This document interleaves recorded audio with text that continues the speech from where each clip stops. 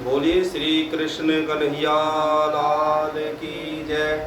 श्री राधा रानी सरकार की जय। श्री निजानंद स्वामी की जय। श्री प्राणनाथ प्यारे की जय। श्री सतगुरु महाराज की जय।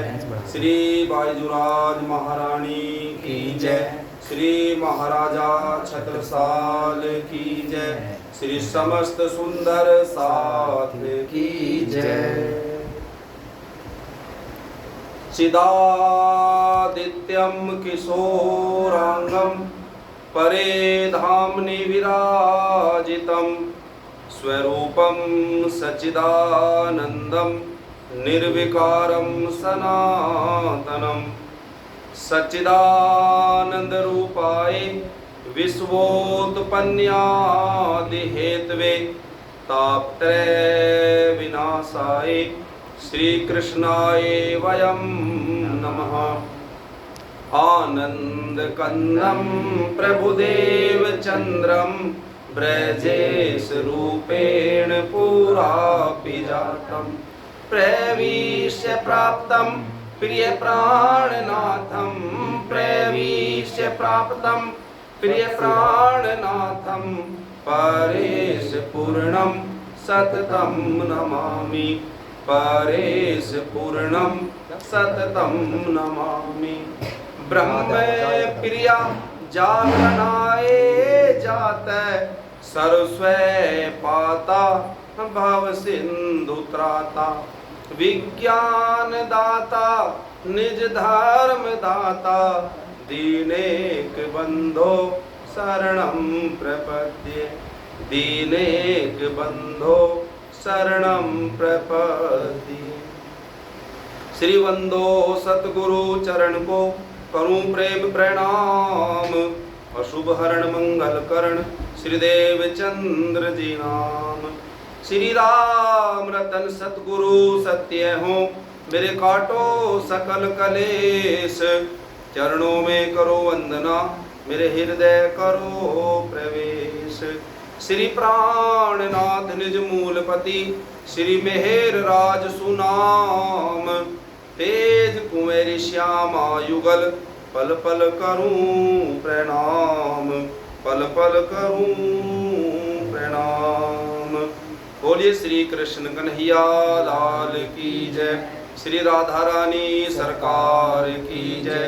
श्री प्राणनाथ प्यारे की जय। श्री सतगुरु महाराज की जय। प्यारे सुंदर साथ जी, आज हम वेता कथा चर्चा के 6वें दिन में प्रवेश कर रहे हैं। धाम के धनी श्री राजश्यामा जी सतगुरु परमहंस सिद्धांतन महाराज जी की अपार अपार कृपा मेहर हमारे ऊपर बरस रही है कि हम इस वेतक कथा ज्ञान को सुन रहे हैं।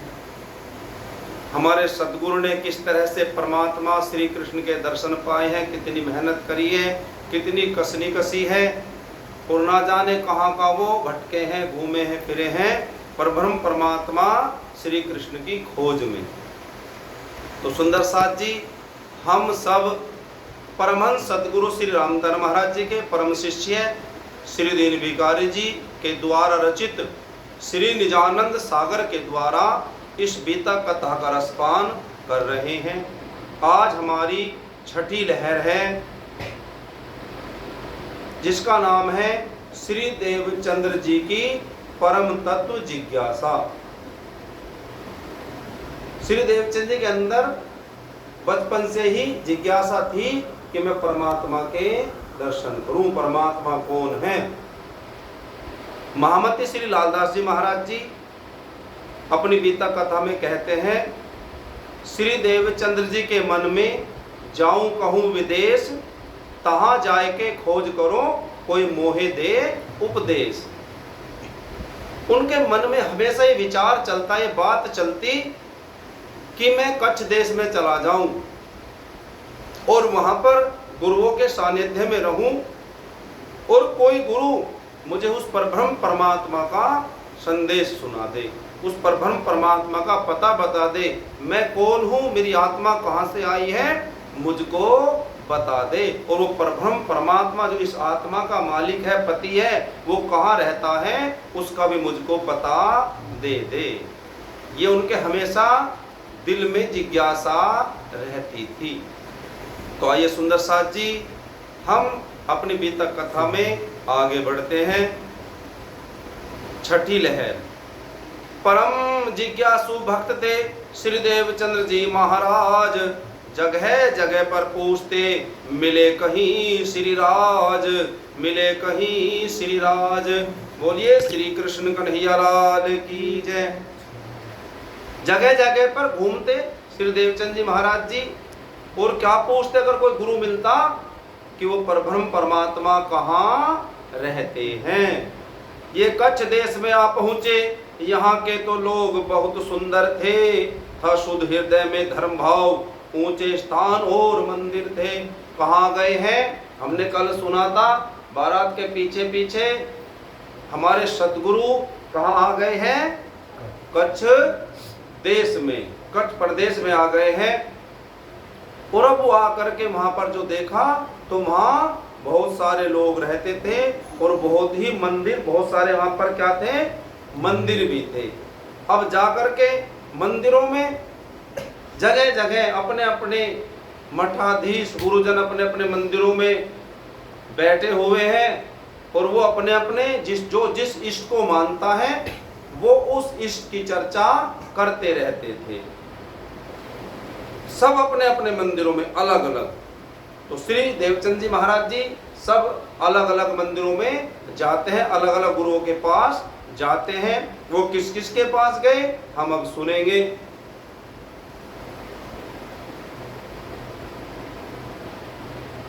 वहां ज्ञान वैराग्य भाव भक्ति की शक्ति का क्या कहना था। यहाँ संत विद्वान महात्मा को फिर मान गुमान में रहना था। लेकिन एक बात और थी, वहां पर जो संत गुरुजन थे वो थोड़ा अहंकार भाव भी उनके अंदर रहता था। हर एक समझता था कि मैं ही केवल परमात्मा को जानता हूँ, मेरे सिवा कोई और जानता नहीं है।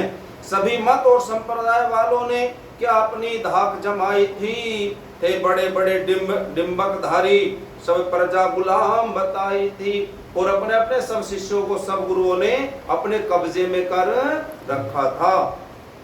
करते रहे विचार ये जाए किसके पास, जिज्ञासा दिल में बढ़ी पूरी करने आस। देखा अनेक मंदिर है, अनेक गुरुजन है, अनेक मठाधीश है, अब किसके पास जाऊं, पहले किससे सत्संग सुनूं, कौन परमात्मा का संदेश दे। तो वो दिल में विचार करते किसके पास जाऊं।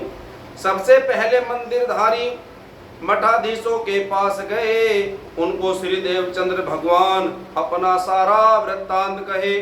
श्रद्धा के साथ नम्रता से उनसे मन की इच्छा खोले, मैं कौन हूँ और जगत क्या है, मिले कैसे परम तत्व बोले।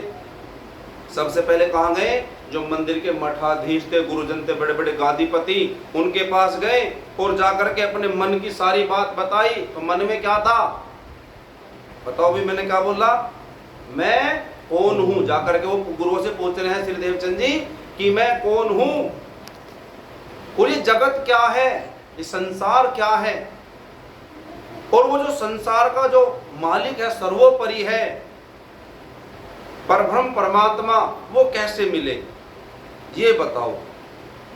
इस तरह प्रकट जिज्ञासा की उन संतों और महंतों से, पूर्ण विश्वास हृदय में ले कि ऐसी याचना भक्तों से। इस तरह से वो उनसे कहने लगे हैं। सदगुरु के दिल प्रेम था, प्रेमी प्रेम दिखलाए, कच्छ का जो बर्ताव था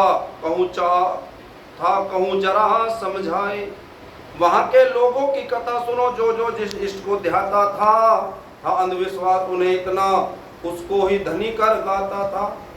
जो जिसे भी मानता वो उसे ही परब्रह्म परमात्मा मान करके पूजा उसकी करता था। लगे कहने कलयुग है भाई, इसमें प्रतिमा पूजा मुख्य है, कई वर्ष यज्ञ तप योग करो फिर भी नहीं मिलती ये सुख है। तो उन्होंने मठाधीशों ने क्या कहा कि जो हमारे मंदिर में मूर्ति है हम इसको ही परमात्मा मानते हैं, और आप ही नहीं परमात्मा मान लो, और यज्ञ करो और तप करो, योग साधना करो। ऐसा वो कहने लगे। आत्म कल्याण की इच्छा है तो बात हमारी को मानो, उस प्रभु की करो आराधना तुम, नवता भक्ति में दिल ठानो। और कौन सी भक्ति करनी है? 9 तरह की भक्ति है ना, उनमें से सारी भक्तियों को तो नहीं कहा, लेकिन जो सी गुरु बताएंगे अब जा, उन भक्तियों के द्वारा परमात्मा को पाया जा सकता, अगर आप अपनी आत्मा का कल्याण चाहते हो।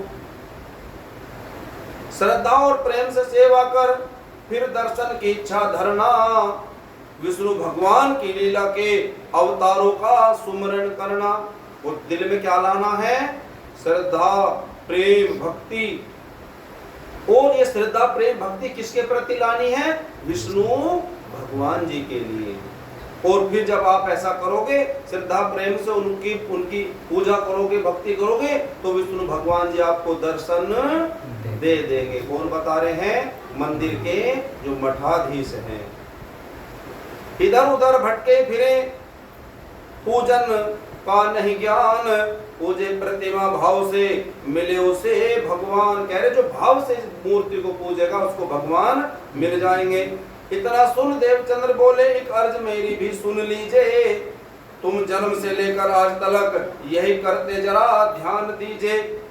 श्रद्धा और प्रेम से प्रतिमा को कर सेवा भजन रिझाते हो, ये सुन मुझको आश्चर्य हुआ, तुम क्यों न दर्शन पाते हो। देवचंद जी महाराज जी कह रहे हैं कि जब आप ये कह रहे हो कि जो मूर्ति है इसकी सेवा पूजा करो तो आपको भगवान के दर्शन हो जाएंगे, तो आप मुझे ये बताओ, आप भी तो काफी दिनों से, काफी वर्षों से इनकी पूजा कर रहे हो, तो क्या आपको भी विष्णु भगवान जी के दर्शन हुए हैं या नहीं? बोलो श्री कृष्ण कन्हैया लाल की जय। या तो तुम इस लायक के नहीं, भगवान तुम्हें दर्शन देवे, तुमको दर्शन का पात्र जान अपने चरणों में रख लेवे। इसलिए मुझे निश्चय यह हुआ, तुम में जरूर कोई त्रुटि है, भगवान दर्शन कैसे देवे जब प्रतिमा तुमसे रूठी है। इसका मतलब क्या है?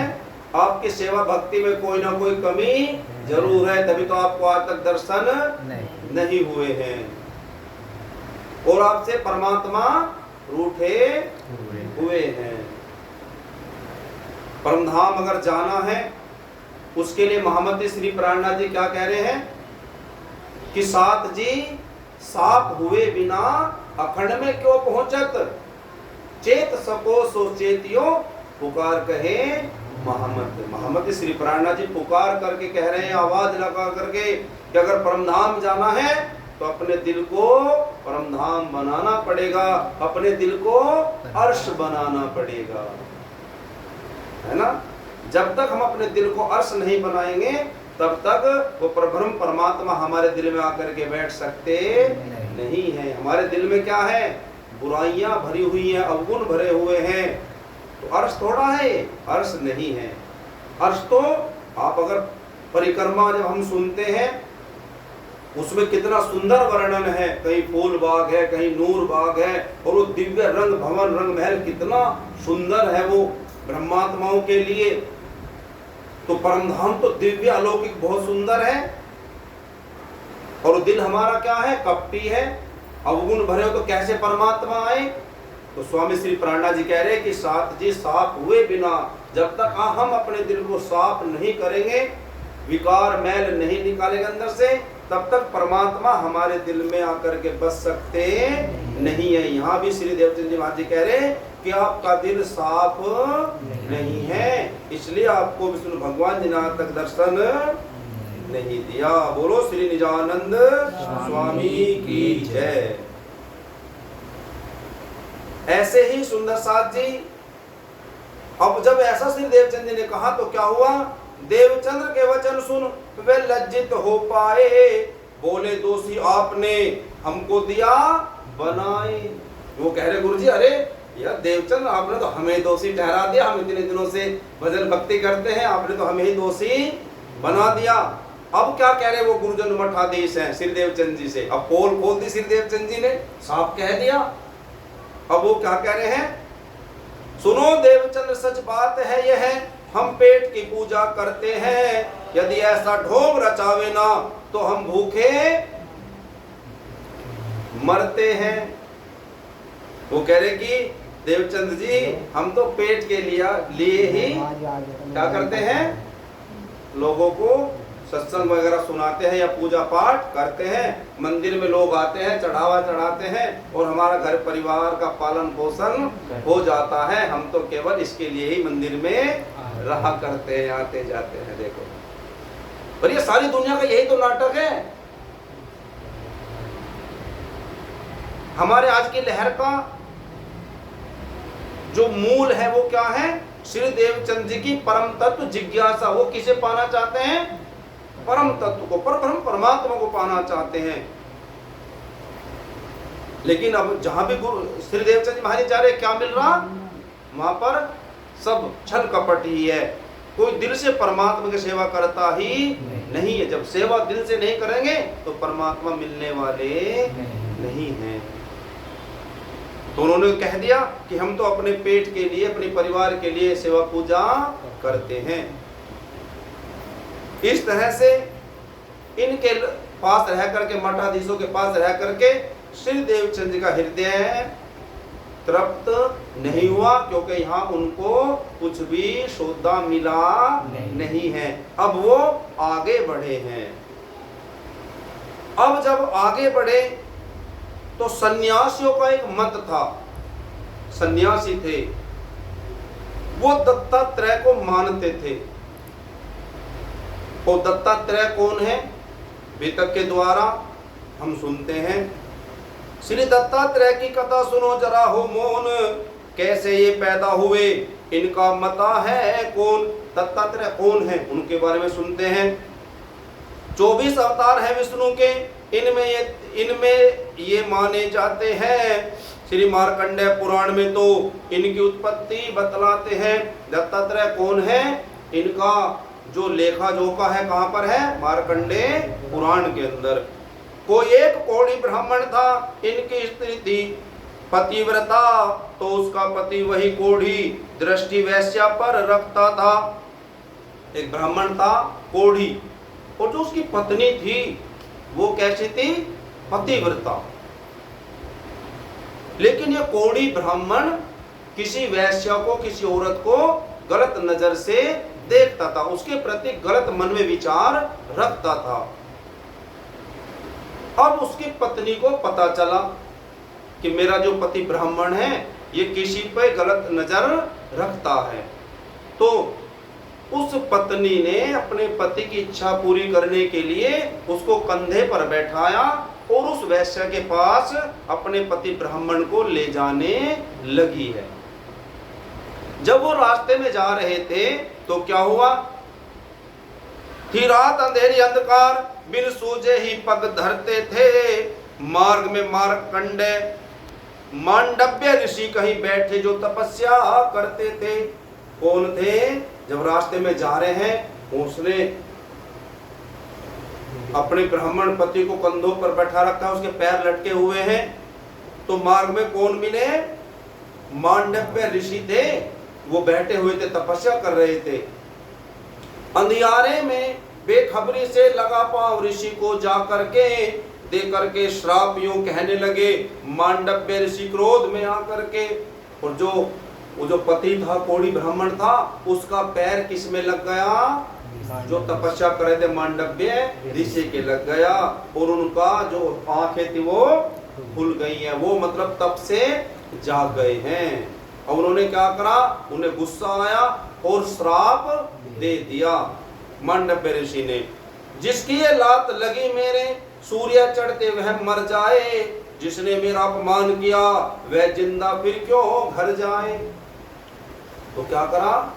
जिसकी भी मेरे पैर लात लगी है वो अब जिंदा नहीं रहेगा, वो घर जाने से पहले ही मर जाएगा। ऐसा श्राप दे दिया मांडव्य ऋषि ने।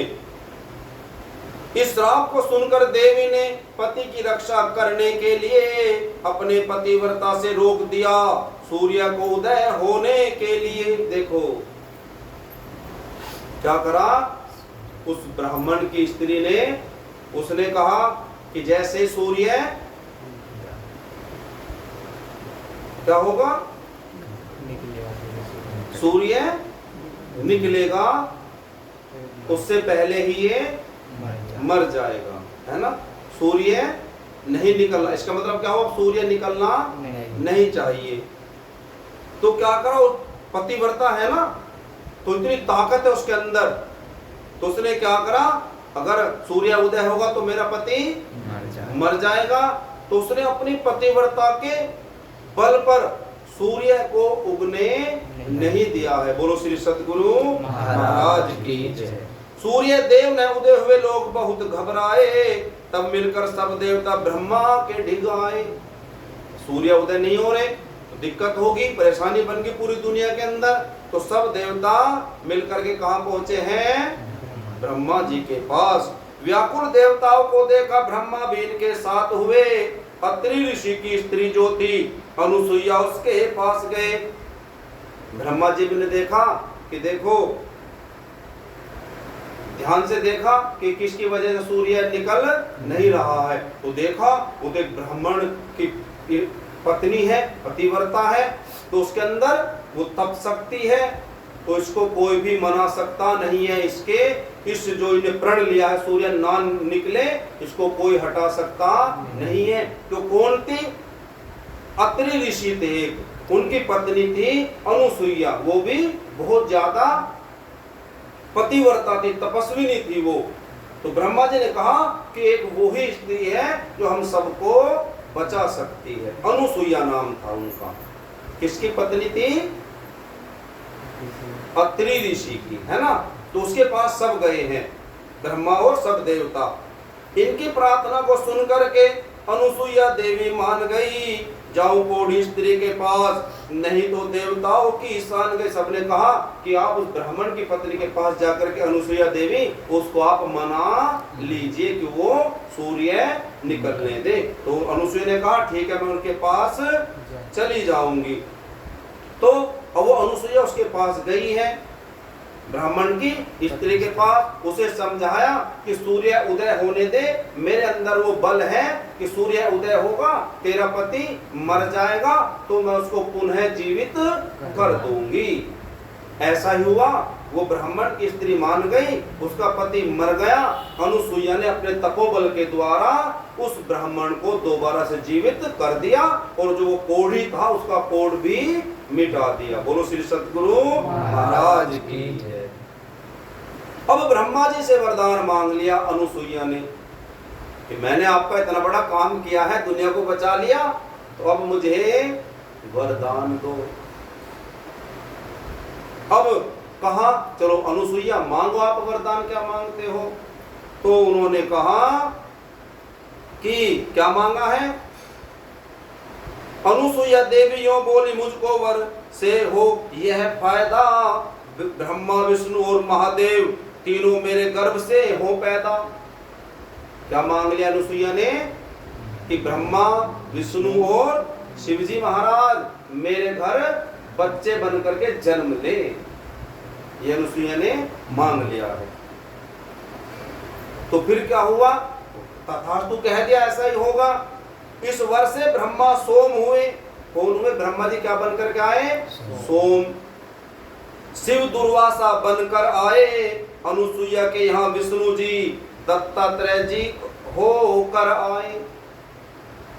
ब्रह्मा जी सोम बने, शिव जी महाराज दुर्वासा ऋषि के रूप में आए अनुसुईया के यहाँ, और विष्णु भगवान जी दत्तात्रेय का अवतार लेकर के बालक के रूप में कहाँ प्रकट हुए हैं, अनुसुईया के यहाँ पर। बोलो श्री प्राणनाथ प्यारे की जय। तो सुंदर साथ जी क्या हुआ, दत्तात्रेय के जो सन्यासी थे उनके पास गए ना श्री देवचंद जी। अब इनके पास जब गए हैं तो इन्होंने भी इनके आगे बहुत ज्यादा आडंबर रख दिया। दत्तात्रेय के ऋषियों ने, मठाधीशों ने, जो सन्यासी थे, उन्होंने कहा देखो आपको एक तो बिल्कुल नग्न होकर के रहना पड़ेगा और तप करना पड़ेगा, योग तप करना पड़ेगा, और क्या करना पड़ेगा, आपको ध्यान लगाना पड़ेगा, जो जो नियम हम आपको बता रहे हैं वो सब आपको करना पड़ेगा अगर आप परमात्मा के दर्शन पाना चाहते हो। अब ऐसे ही श्री देवचंद जी ने कहा कि ठीक है, ऐसा आप कह रहे हो, मैं ऐसा करता चला जाऊंगा। तो सुंदर साथ जी फिर क्या हुआ, इन्होंने कहा कि आपको शिवजी महाराज का भी ध्यान लगाना पड़ेगा। ये कौन कह रहे हैं, जो सन्यासी है दत्तात्रेय वाले संप्रदाय वाले, आपको शिव जी का ध्यान लगाना पड़ेगा। अब क्या हुआ, जब शिव जी का ध्यान लगाया है, गुरु आज्ञा का पालन करना पहला धर्म है चेले का। ये दुनिया वालों समझो कुछ या फर्ज गुरु के मेले का। सबसे पहला फर्ज क्या होता है, कर्तव्य है गुरु के वचनों का पालन करना।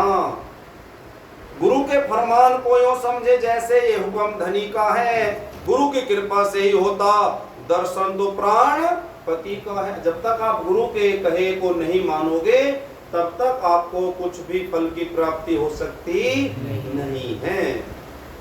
वाणी में श्री प्राणनाथ जी कह रहे हैं ना क्या, कि सतगुरु लीजे रिझाई।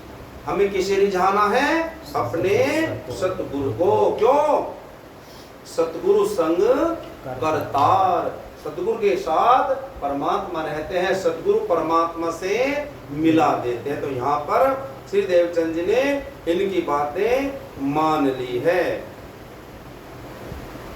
गुरु आज्ञा मान श्री देवचंद्र रहे बहुदिन तक संयम करते, व्रत नियम समाधि के द्वारा धारण भी ध्यान सदा धरते। और ध्यान किसका धरते हैं, शिव जी महाराज का ध्यान करने लगे हैं। चलो भाई, गुरु ने कहा तो ध्यान करते हैं शिव जी महाराज का। सतगुरु करे ध्यान जो शिव जी का, शिव जी तो खुद इनका ध्यान धरे। हुई शीघ्र सफलता प्राप्ति ने, हर रोज तो इनका दर्श करे। बोलो श्री निजानंद स्वामी की जय। यहाँ पर दीन विकार जी लिख रहे हैं कि देखो, सतगुरु ने किसका ध्यान करा, श्री देवचंद जी ने शिव जी का। लेकिन शिव जी तो हमेशा हमेशा ध्यान करते हैं किसका, परब्रह्म परमात्मा श्री कृष्ण का। तो ये वही तो है श्री निजानंदाचार्य धनी श्री देवचंद जी। तो जैसे थोड़ा सा ध्यान लगाया शिव जी का, तो शिव जी महाराज ने साक्षात दर्शन दे दिया करके किसे, श्री देवचंद जी को। लेकिन श्री देवचंद जी महाराज जी जब शिव जी महाराज से मिले हैं, शिव जी महाराज श्री देवचंद जी के आगे पीछे रहने लगे हैं, तो धनी श्री देवचंद जी पहचान गए कि तो शिव जी है, ये कोई परब्रह्म परमात्मा थोड़ी है। दर्शन करके छोड़ दिया।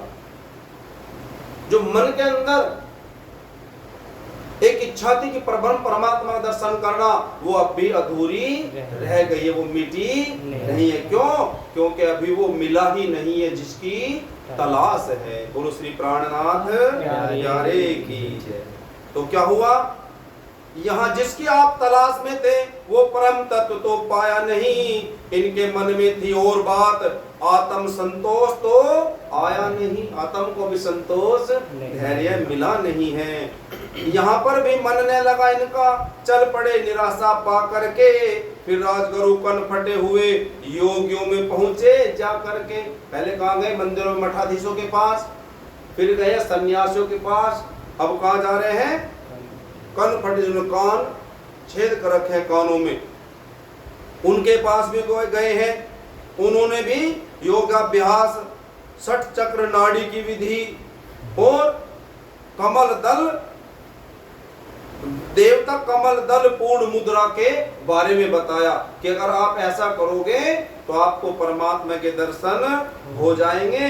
लेकिन वहां भी कुछ सतगुरु देवचंद जी महाराज जी को मिला नहीं है। अब यहाँ से भी सतगुरु आगे चले हैं। सतगुरु श्री निजानंद स्वामी जो निज स्वरूप के मालिक थे, एक लीला मात्र इनकी थी, अंतर में सब खालिक थे। केवल लीला हो रही है, राज्य दुनिया का खेल दिखा रहे हैं, नहीं तो कौन है ये, श्री श्यामा महारानी, राज्य महाराज श्री कृष्ण परमात्मा तो इनके दिल में साक्षात बैठे हुए हैं सुंदर साथ जी। लेकिन क्या दिखाना, दुनिया का नाटक इसको इनको दिखाना है। अब क्या हुआ सुंदर साथ जी, इनसे आशा न बंधी चले कहीं फिर और, परम तत्व जहां पर मिले ढूंढे वो ही ठोर। चल गए और आगे, इन कनपटों के पास भी परम तत्व नहीं मिला, आगे चले, अब आगे बढ़े हैं। वहां से चल पड़े श्री देवचंद्र, गए दूसरे मत वालों के यहाँ, श्रुति स्मृति के नाना विधि से करते थे निषेध और मनन जहां। अब यहाँ क्या करते थे? श्रुति और स्मृति के द्वारा परमात्मा को पाने की कोशिश किया करते थे, परमात्मा को पाते थे वो। ये लोग वेद और शास्त्रों का मत दो प्रकार से लेते थे, इस कर्म कांड और ज्ञान कांड दो भेद से शिक्षा देते थे। क्या करते थे? कर्म कांड और ज्ञान कांड। लेकिन परमात्मा किससे मिलते हैं? प्रेम से, है ना। लेकिन प्रेम तो यहाँ है ही नहीं, सब कर्म कांड में लगे हुए हैं। लेकिन परमात्मा किससे पाने हैं? प्रेम से पाने हैं। दिल में विश्वास लेकर के, परमात्मा के प्रति प्रेम लेकर के। कौन सी भक्ति है हमारी? प्रेम लक्षणा भक्ति, जो किसने करी है? गोपियों ने। और गोपियां कितने सहज तरीके से, आसान तरीके से इस भवसागर को पार कर गई थी जब वो ब्रज में थी।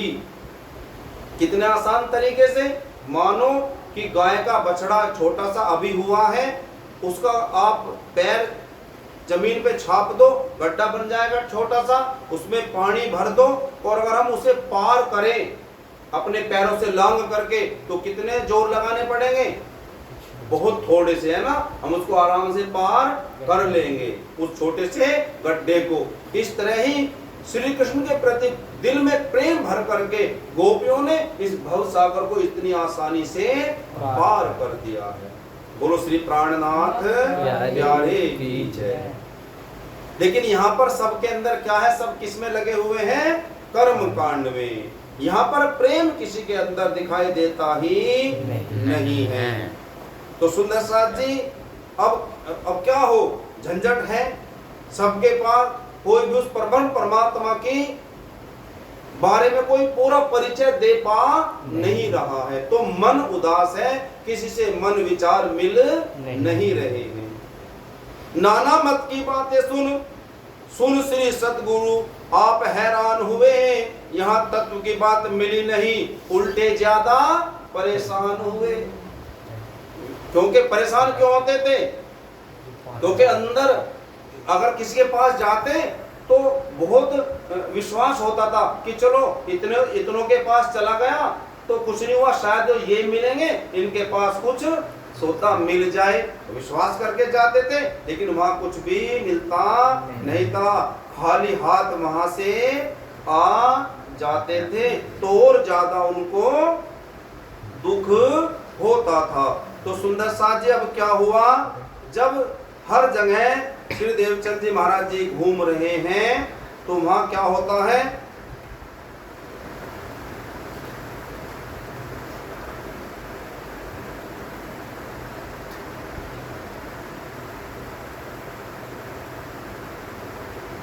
हाँ, अब वहां क्या होता है? सबके पास जाते, लेकिन अभी परमात्मा के दर्शन नहीं हुए हैं, लेकिन फिर भी अपने अंदर वो विश्वास पैदा रखते कि विश्वास है मुझे, मेरे परमात्मा मुझे मिल ही जाएंगे।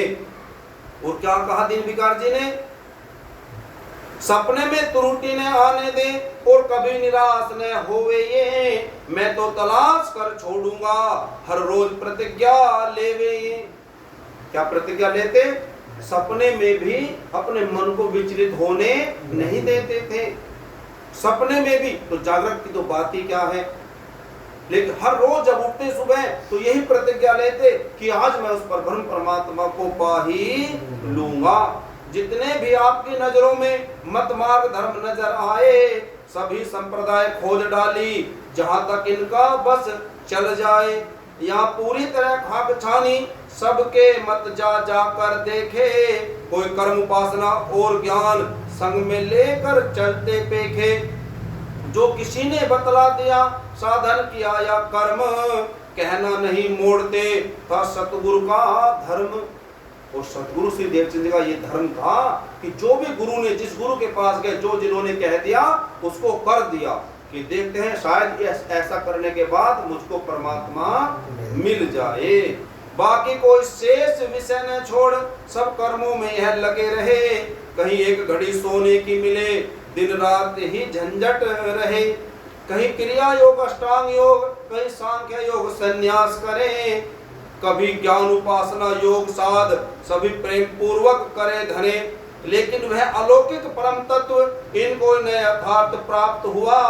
आत्म जिज्ञासा मिटी नहीं, न परम तत्व साक्षात, वह सब जगह जा रहे लेकिन जो अंदर आत्म के जो जिज्ञासा है वो मिट नहीं रही है, वो परम तत्व मिल नहीं रहा है। न किसी से पता चला इतना वो कौन इस दिशा में रहता है, सब निर्गुण में, सब सरगुण व निर्गुण में उलझे, कोई निराकार ही कहता है। वो कहाँ रहता है ब्रह्म परमात्मा, आज तक किसी ने बताया ही नहीं है।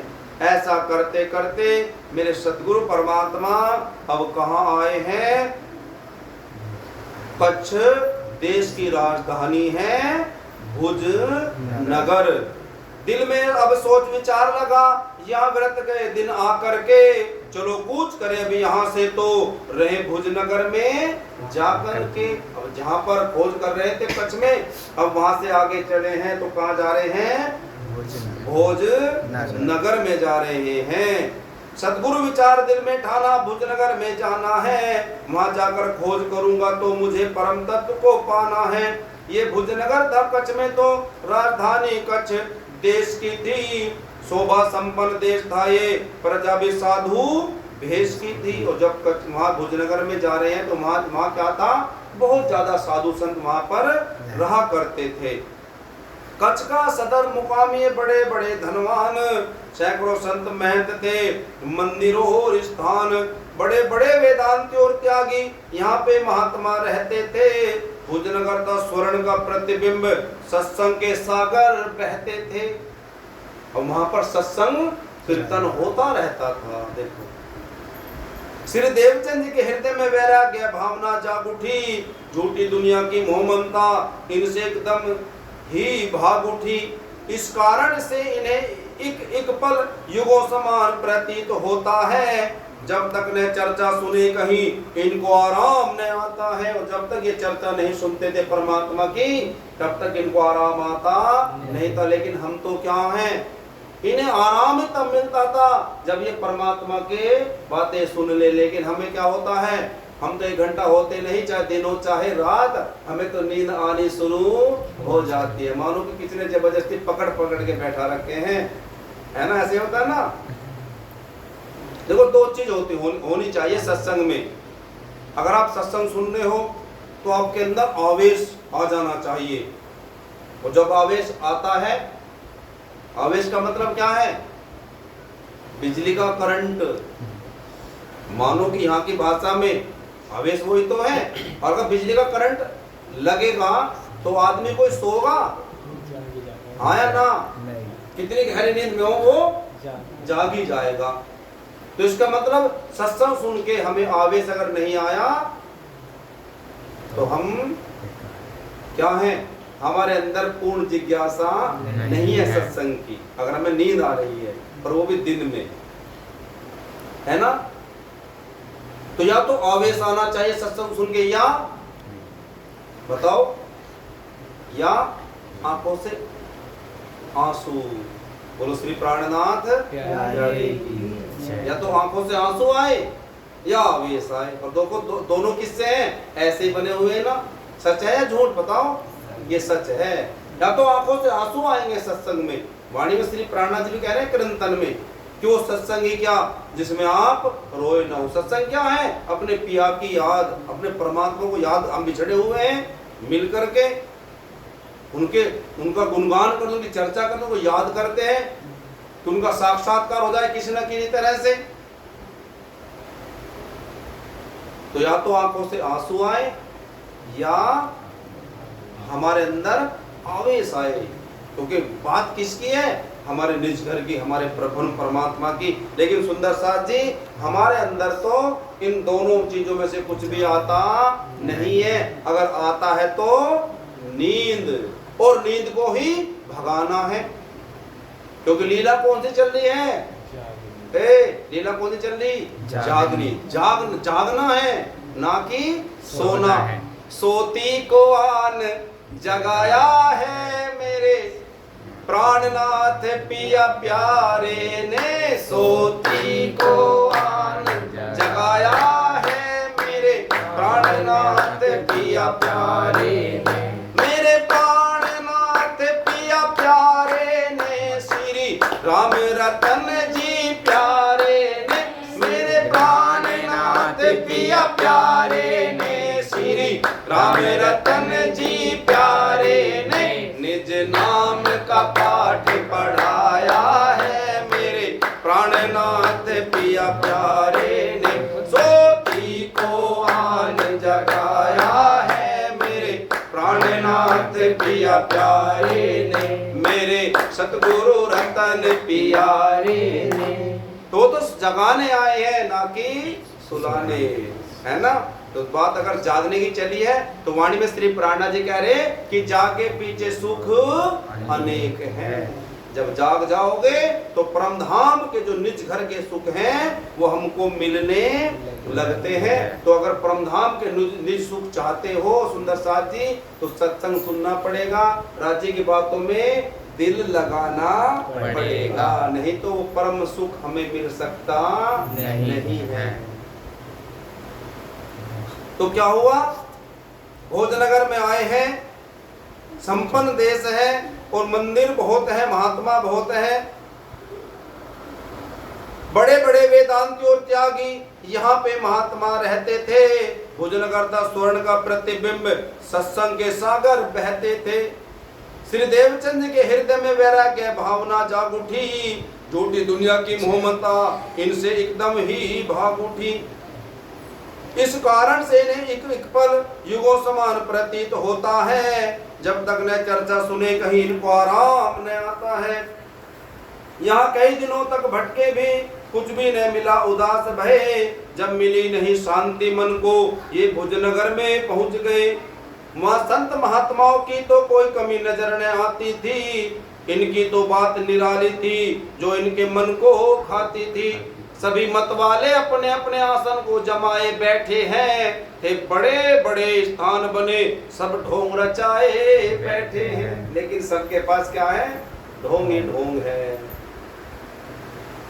कुछ परम तत्व का ज्ञान न था, सब पेट का पालन करते थे, दुनिया को पिलावे दुनिया रस, इस कारण वो दुख भरते थे। देखो कितनी बड़ी बात कह रहे हैं, दुनिया को क्या पिलाते थे वो लोग?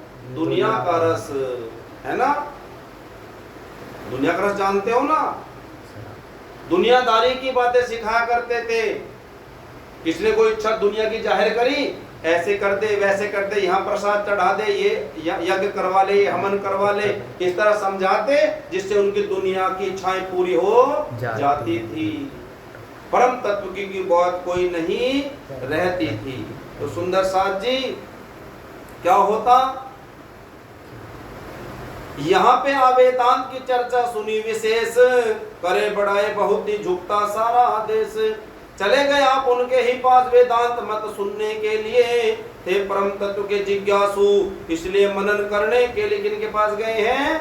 वेदांताचार्यों के पास, जो वेद का ज्ञान जानते हैं। वेदांत सिद्धांत में मोक्ष विषय सबसे उत्तम माना है, अब लगा ध्यान करके सुनना जो सद्गुरु को फरमाना है। कभी माया भ्रम को एक बता, कभी अलग अलग बतलाते थे, कभी कहे सभी में भ्रम बसे, खुद आप भ्रम बन जाते थे। जब वेदांताचार्यों के पास श्री देवचंद महाराज जी गए तो वेदांताचार्य क्या कहते?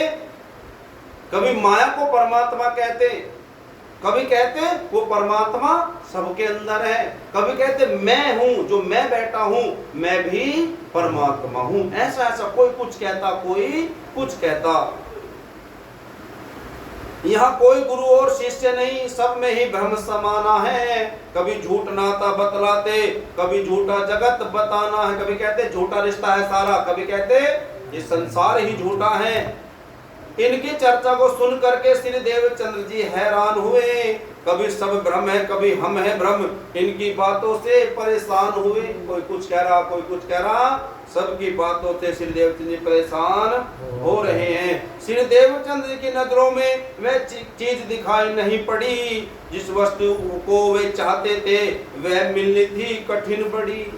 दीन विकार जी लिख रहे हैं कि जिस चीज को वो पाना चाहते हैं वो चीज मिलना इतना आसान नहीं है। बोलो श्री प्राणनाथ प्यारे की जय। जब सुंदर साथ जी हर जगह जहां भी जाते, कोई कुछ कह रहा है, कोई किसी को परमात्मा ठहराता, कोई ध्यान लगवाता है ना, करवाता, कोई मूर्ति पूजा करवाता, तो किसी से भी मन मिल नहीं रहा है। जब ऐसा श्री देवचंद जी महाराज जी ने देखा सुंदर साथ जी, तो क्या करा श्री देवचंद जी महाराज जी ने, क्या कहा यहाँ पर, दुनिया को क्या बतलाया है। ऐसे ही 4 साल बीते, धर्मों की खोज कर पाई है, गोविंद प्रेत जैसी नगरी इनकी नजरों में आई है। बोलो श्री निजानंद स्वामी की जय। क्या हुआ, सदगुरु देवचंद जी महाराज जी ने देखा कि ये तो गोविंद भेड़ा है, गोविंद प्रेत की नगरी है, यहाँ पर कुछ और दिखाई देता नहीं है। गोविंद भेड़ा, गोविंद प्रेत की नगरी क्यों कहा श्री देवचंद जी महाराज जी ने, इस दुनिया को क्यों कहा। एक छोटी सी हम कथा सुनते हैं। एक गोविंद पटेल नाम का व्यक्ति था। नाम क्या था, गोविंद पटेल। और वो एक गांव में रहता था। लोग उसकी सब इज्जत करते थे, लेकिन हमेशा उल्टे ही काम किया करता था, है ना। सबके सामने बहुत अच्छा बनता, लेकिन मन में हमेशा छल कपट उसके रहता था। ऐसा हुआ, संत महात्मा एक बार आए उसके वहां पर, उसको कहा कि आप अब से दुष्ट कर्म करना छोड़ दो, बुरे कर्म करना छोड़ दो, अच्छे कर्म किया करो। उसने कह दिया कि हाँ मैं आज से अच्छे कर्म करने शुरू कर दूंगा, लेकिन उसने ऊपर से ही कहा, वो फिर भी अच्छे कर्म नहीं कर रहा था। ऐसा हुआ, ऐसा करते करते वो मर गया, बुरे कर्म करते करते मर गया। और शास्त्रों में लिखा हुआ है, लिखा है शास्त्र पुराण में, दुष्ट कर्म कर पाए प्राणी मरने बाद वो प्रेत योनि में जाए। जो दुष्ट बुरे कर्म करता है ना, तो जब मरता है तो क्या बनता है, प्रेत भूत बन जाता है। बोलो श्री सद्गुरु महाराज की जय। तो अब ये भी गोविंद पटेल जो है, ये भी भूत बन गया। देखो, जब जिंदा था तब भी परेशान करता था गांव वालों को, और अब मर गया, भूत बन गया, अब भी परेशान कर रहा। कैसे करता, जिंदे आदमियों को मार देता और भूत बना लेता, फिर जिंदे आदमियों को मार देता और भूत बना लेता। अब जब गांव वालों ने देखा कि ये हो क्या रहा है, सब मरते जा रहे, मरते जा रहे, भूत बनते जा रहे, तो मानो कि उन्हें पता चल गया कि जो गोविंद पटेल नाम का था भूत बना हुआ है, और वो सबको मार मार के भूत बना रहा है। तो गांव खाली करके वहां के गांव वाले दूर चले गए हैं। अब वो गोविंद पटेल नाम का भूत जो प्रेत है, वो अपने भूतों की टोली के साथ उस गांव में रहता था, बस, और गांव में कोई नहीं रहता था। अब उसने देखा कि मुझको तो अब भूत और प्रेत और बनाने हैं, अब यहाँ कोई रहता नहीं है, तो क्या करा, अब वो उसने बाजार लगा दिया, बाजार, वस्तुओं का, चीजों का बाजार लगा दिया, जिससे उन पे क्या कर दिया, छूट कर दी, कोई चीज तो फ्री कर दी कि आओ बस आप उठा करके यहाँ से ले जाओ, या आधे दामों पर है, आओ आधे दामों पर, बाजार बाहर से, बाजार से आधे दामों पर है, आओ वो खरीद कर ले जाओ। अब क्या फंसे लोग, बहक रहे, वो लोगों को बहका रहा है, और लोग जा करके बहक रहे हैं और फंस जाते हैं। फंसने का परिणाम क्या होता, वो उसको मार देता जो भी लालच करके जाता, और भूत बना देता। ऐसे ही वो सब जो सामान खरीदने आ रहे सबको अपने जाल में फंसाता और भूत बना देता। तो ये क्या कर रहा है, सबको लालच दे रहा है और अपने मंडली में, अपने ग्रुप में शामिल कर रहा है। कि गोविंद पटेल का है, यानी कि सबको भूत बना रहा है। तो इसलिए श्री देवचंद जी महाराज जी ने भूतों की नगरी, प्रेतों की नगरी कहा इसे। क्यों? क्योंकि यहाँ भी सब जो भी बैठे हुए हैं धर्म का चोला ओढ़ करके, पहन करके, वो सब यही तो कर रहे हैं कि आओ हमारे पास ही सब कुछ है, आ जाओ बस एक बार, आप हमारे पास आ जाओ। लेकिन उनके पास कुछ है ही नहीं, सब एक दूसरे को फंसा रहे हैं, यहाँ पर सब फंसा रहे हैं, समझे ना? जैसे भूत फंसा रहा था, ऐसे यहाँ पर सब गुरु बन करके बैठे हैं, लेकिन परम तत्व का ज्ञान नहीं है। पाताल से बस आसमान वैकुंठ धाम तक ही खबर है, लेकिन ये भी नहीं पता कि जब महाप्रलय होगी तो उसके बाद क्या क्या यहाँ पर रहेगा और क्या क्या नहीं रहेगा। महाप्रलय में तो सब कुछ क्षर ब्रह्मांड सारा ही खत्म हो जाता है, वो जा करके लय हो जाता है यहाँ से, ये पता ही नहीं है। लेकिन फिर भी बस ऐसे लगे हुए हैं। तो सुंदर साथ जी, देवचंद जी महाराज जी ने इस दुनिया को क्या कहा है? गोविंद भेड़ा। बोलो श्री निजानंद स्वामी की जय। अब श्री देवचंद जी महाराज जी कहाँ गए हैं? भोज नगर में। अब किसके पास आते हैं? सुनते हैं, थोड़ी भी तक और रह गई है बस। इनको तो कुछ परवाह न थी, खोजत खोजत विश्राम किए, ली शरण श्री हरिदास की आ चरणों दंडवत प्रणाम किए। किसके पास आए हैं? हरिदास जी गुरु जी के पास आए हैं और आकर के चरणों में प्रणाम करा है। श्री देवचंद जी को देखा, हरिदास जी का हृदय भर आया, सब कुशल छेमिल से पूछी, कर प्यार पास में बैठाया। बोले सच सच बतलाना तो इतने दिन कहाँ गुजारे हैं, घर छोड़े 4 वर्ष बीते, ये भले विचार तुम्हारे हैं। माता और पिता को खबर नहीं, रोते तलाश करते हैं तुम्हें, परिवार तुम्हारा दुखी हुआ, क्यों घर छोड़ा बतलाओ हमें। श्री देवचंद जी महाराज जी, हमने कल सुना था ना, घर से निकल गए थे, तो घर से निकले, माँ बाप को बिना बताए घर से निकले थे, तो आज कितने वर्ष हो गए हैं? 4 वर्ष। अब देखो 4 वर्ष हो गए हैं और माता पिता 4 वर्ष से लगातार उनके ढूंढ रहे हैं, श्री मतु मेहता जी और कुंवर बाई माता जी। अब ये हरिदास जी कौन है? ये मतु मेहता जी के भी गुरु हैं, वो मतु मेहता जी को जानते हैं। अब मतु मेहता जी के ये गुरु हैं, तो हरिदास जी ने देवचंद को पहचान लिया, क्योंकि मतु मेहता जी भोजनागार आते थे और हरिदास जी से पूछते थे कि कभी अगर देवचंद घूमता घूमता आ जाए आपके पास तो मुझे खबर कर देना, उसको अपने पास ठहरा लेना, रोक लेना। तब उन्होंने पूछ रहे हैं देवचंद जी से कि आप 4 साल से घर से गायब हो, कहाँ हो भैया? तुम्हारे माँ बाप बड़े परेशान हैं, दुखी हैं। तो सब चीजें पूछी, तो क्या देवचंद जी महाराज उत्तर दे रहे हैं? देवचंद उत्तर दिया, हुई भूल की बात, बिना कहे पितु मात के आया संग बरात। 4 वर्ष मुझको हुए, दीन घर को शुद्ध, पत्री तक डाली नहीं, कैसी भई मम बुद्ध। क्या देवचंद जी महाराज कह रहे, हाँ मेरी गलती है कि 4 साल हो गए हैं, मैंने अपने माता पिता को एक पत्र भी लिखा नहीं है। पत्र लिखना चाहिए था ना, या बताना तो चाहिए था। अब क्या कहा? श्री देवचंद जी महाराज जी की बातें सुनकर श्री हरिदास जी गुरु जी दुखी हो रहे हैं, क्योंकि दुखी तो यूं है क्योंकि उनके शिष्य कौन है? मतु मेहता जी। वो दुखी हैं, अपने बेटे की तलाश में आते, वो मिलते नहीं थे, तो दुखी हैं कि देखो इतने दिन हो गए आप अपने माता पिता से नहीं मिले हो।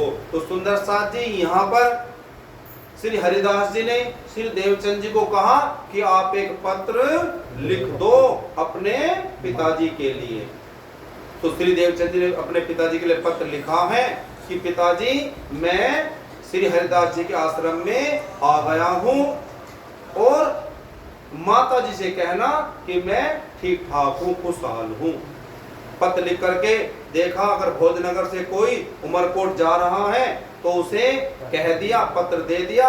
उसने पत्र जा करके मतु मेहता जी को दे दिया है। तो जब जो पत्र लेकर के गया है ना, वो कह रहा कि देखो जी ये पत्र है, तुम्हारा लड़का ठीक ठाक है। उन्होंने कहा ऐसा कह दियो, और मैंने कह दिया मैं चलता हूं तो नहीं, खुशी लेकर के आया है। तो उसको बैठा करके मिठाई खिलाई है, उसका बहुत आदर सत्कार किया है मतु मेहता जी ने। क्यों? क्योंकि खुशखबर लाया है ना।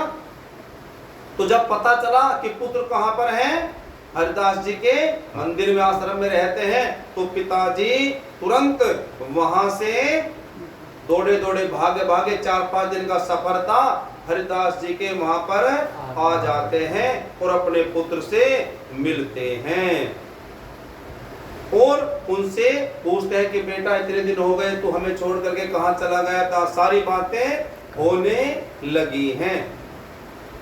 अब जब सारी बातें हुई हैं तो फिर हरिदास जी ने श्री मतु मेहता जी से कहा कि मतु मेहता जी, मैं आपसे एक बात कहना चाहता हूं कि अगर आप मेरी बात मान लो, ऐसा करो उमरकोट को छोड़ करके आप भोजनगर में ही आ जाओ।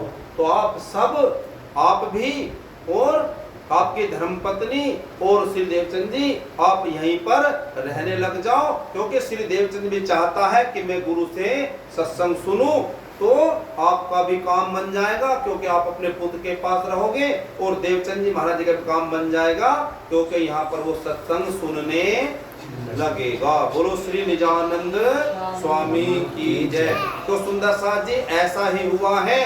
श्री मतु मेहता जी वापस अपने वहां से घर गए हैं और जो परिवार जन थे उमरकोट में, उनको सबको सारी कहानी बता दी है और अपना सारा सामान लेकर के, जो भी घर परिवार का सामान था सारा लेकर के, और अपनी धर्मपत्नी श्रीमती कुंवरबाई को लेकर के वो बुद्धनगर में आकर के रहने लगे हैं।